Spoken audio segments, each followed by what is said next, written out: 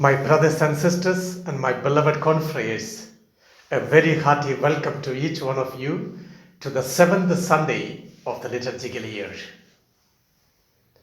Are you ready to be defeated? It might look like a strange question. Are you ready to be defeated? Constantly I watch the post-match commentaries and interviews, especially in cricket. When a particular captain is defeated, the comments that he gives after that would be more of a self-justification. If our batters were to bat better, if our bowlers were to bowl better, we would have won. There isn't a single word that the opposite team is much better than us. To accept defeat seems to be a very difficult thing.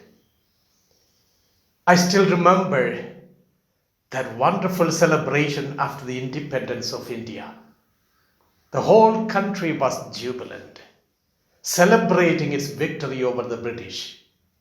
But there was an old man walking alone through the silent streets, perhaps hanging a question mark above his head. Why so jubilant? To accept a defeat in one's life as a joyful celebration is very difficult for humanity. Most of us want to be victorious, and because of that, we become failure in life. Have you ever tasted the joy of defeat? Today, when we turn to the Gospel, through the mouth of Luke the evangelist, Jesus brings home to us a special message. Be ready to be defeated. He tells his disciples, I would like to tell those of you who are hearing me.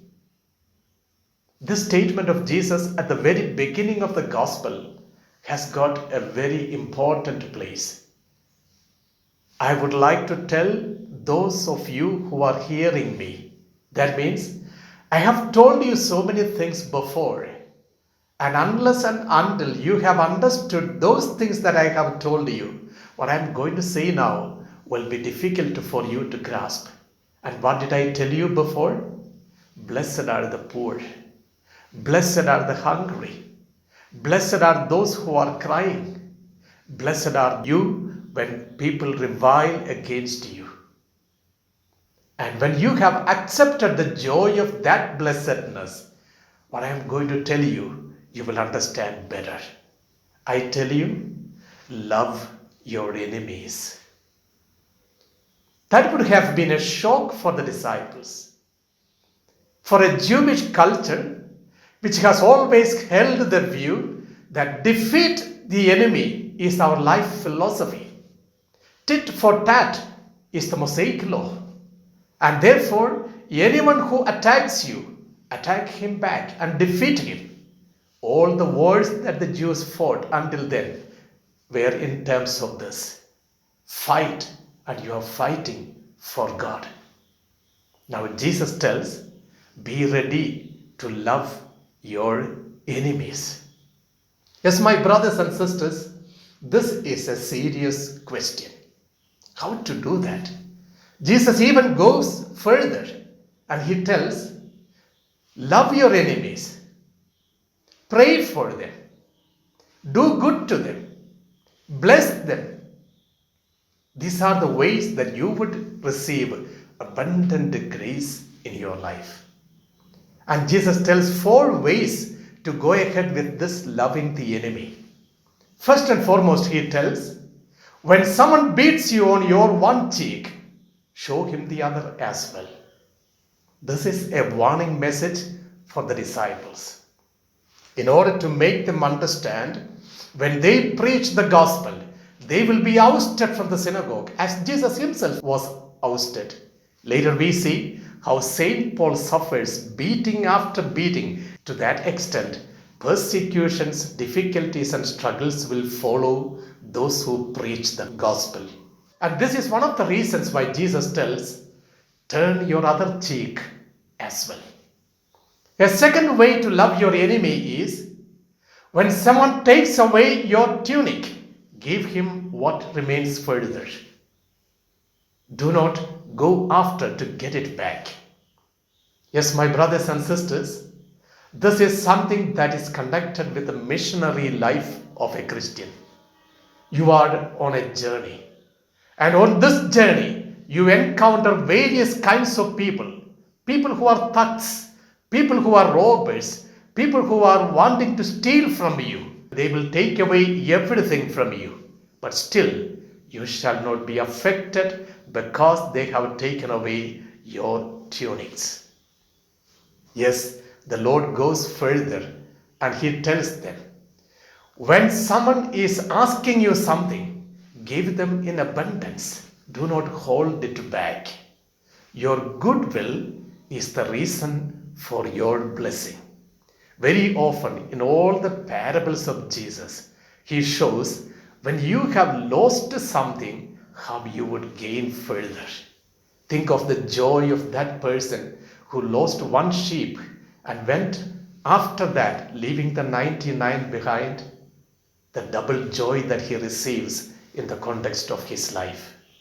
Yes, my brothers and sisters, giving further had been the philosophy of Jesus. And Jesus always asks us one thing: are you ready to lose yourself in order that you would be able to give further? Finally, we would understand one more thing in this context of loving the enemies. Always take the revile that you get from the other as a blessing on you. Yes, my brothers and sisters, there is a philosophy of losing in the context of the ministry of the gospel. The one who goes after in order to serve the other in the philosophical lifestyle of Jesus will always have something to lose for himself. But the gain that comes interiorly is much higher. In my childhood days, I have read a wonderful short story, and the title of it is like this: The Bird That Flies Ahead. The Bird That Flies Ahead. This is the story of a group of birds which fly long distances. And the philosophy of their flying is very important. One among those group of birds will fly ahead of the other. Normally, when these birds fly, they fly together. But one among them will fly always in front. And interestingly, this one particular bird which flies ahead will never reach the destination. It might sometimes touch on an electric wire and die. Sometimes it will be shot down by the arrow of a hunter. And when that danger happens to that particular bird, the other birds take another route and reach the destination. But the story is not over there. Once they reach the destination, it is said that the master among those birds will not allow the younger ones to sit at the best place of their residence. And when the younger ones asks, he is not there, then why should we keep a place for him? The eldest one would say, he is still there in our hearts. It is because of him that we are here. He is defeated for our sake. Yes, my brothers, my sisters, this is exactly what Jesus tells us today when he is telling us to love the enemy. The philosophy of Jesus had been always a philosophy of defeat. He accepted the cross on a defeat mode, but the victory that he brought to each one of us is unbelievably eternal. And that is precisely the reason this message should be taken home. When our children are so striving to have victory after victory, to pass every examination and to reach the highest mode, we should sometimes at least understand their life philosophy should be based on accepting both sides of life. A defeat should never shatter them. Very often, younger generation does not find meaning in defeat. As a consequence, the number of suicides in our country and in the world increases. Yes, my brothers and sisters, we shall today take this philosophy of Jesus into heart. Love your enemies by praying for them, by blessing them, by doing good to them, and by extending our heart towards them. Therein we have a victory, because life is a mixture of defeat and victory. Amen.